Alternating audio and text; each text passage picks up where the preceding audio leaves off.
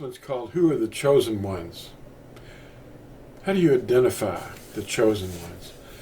A lot of people will look at themselves and not see themselves in Scripture, but they think they're doing what they're supposed to be doing. And they're not doing anything in Scripture. They're doing all these men's traditions. Stuff carried around on trucks, trees cut out of the forest, putting up steeples. We're told not to build them, and yet that's what they do. They inherited everything pagan. How do you identify somebody, though, that you might see out there in the world, and you can test yourself in this too? How do you know that they're one of the chosen ones? They shouldn't be dressing up in any special costumes or wearing any hats or whatever. I have a badge, but this is a video promotion.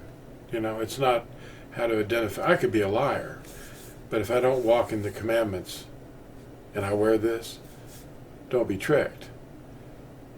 There's an identifying sign that you will recognize, and it's called resting on the Sabbath. And Yeshayahu, Isaiah 56, discusses the foreigners.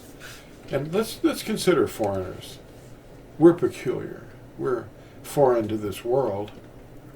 The dispersed of the tribes of Yisrael and those children of the promise to ABRAHIM were thoroughly mixed among all the nations.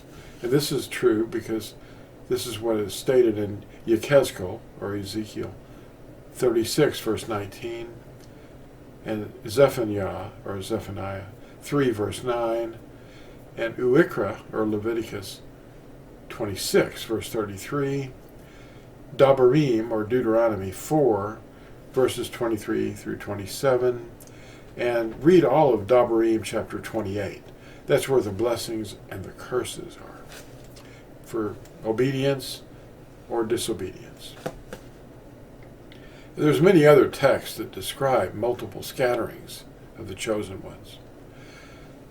2 Chronicles 7, verse 14, and Yirmiyahu 26, verse 17, offer assurance to all who enjoin and obey, whether they are living today or not. Yeshayahu 56, 1 through 8, is the best description of all, describing the sign of the day of rest, Yom Shabbat, as the critical element that identifies those who return to the covenant, and it includes all nations, or foreigners.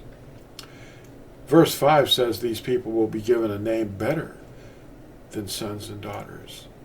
So whoever you think you are, if you're a foreigner and you enjoin and obey the Ten Commandments, and you hold the sign of the Sabbath, which is forever, then your name is going to be given to you as a name better than sons and daughters that are already in the covenant. I don't know why that is, but he must really like it. How can we identify the chosen ones? They are the ones holding fast to the covenant, and they obey every word that proceeds from the mouth of Yahuah, not from the pastor that's telling you about the next religious calendar that's coming up in the Christian faith. That has no bearing on anything. They don't obey the commandments or anything that's written in the Scriptures. They don't teach the Ten Commandments. They teach you that they're done away with. Who would do that? Your enemy. Well, Egypt was a foreign land to Abraham. Egypt, where's that? Oh, it's in Africa. There's a lot of people that think that the language originated in Africa, or, the people. Well, Egypt was a foreign land to Abraham and his descendants. They moved there due to a famine during the life of Yaqub and Yusuf, his son, and the rest of the family. And they eventually moved there before they were brought out of the land as captives They became enslaved later. But they moved there as foreigners because of a famine. You don't usually hear this, among the teachers that are, shall we say, bigotry people, people that are looking at skin color. What in the world does that have to do with anything? But Yaqub and Yusuf and the rest of the family, they moved in, and they moved to Egypt. They numbered 70 beings. Read Genesis 46, verse 28. They were not indigenous to Africa, as some have been saying. Yahuah originally delivered the tribes from Mitzrayim, along with a mixed multitude of other enslaved peoples. Deuteronomy 28 is Yahuah's warning to guard all his commandments or inherit the curses, among which is to be sent back into slavery. And no one would buy those slaves. That's what it says in Deuteronomy 28. The tribes of Yisrael, that's Israel, the 12 tribes of Yisrael, were foreigners before ever going into Mitzrayim. And they are the descendants of Eber, which gives us the name ABRAHIM, or Hebrew. And this is through Abraham, the Hebrew, a descendant of Eber. This also includes the children of Ishmael, the Arabs. They're also Hebrews, or ABRAHIM. They're descendants of Abraham.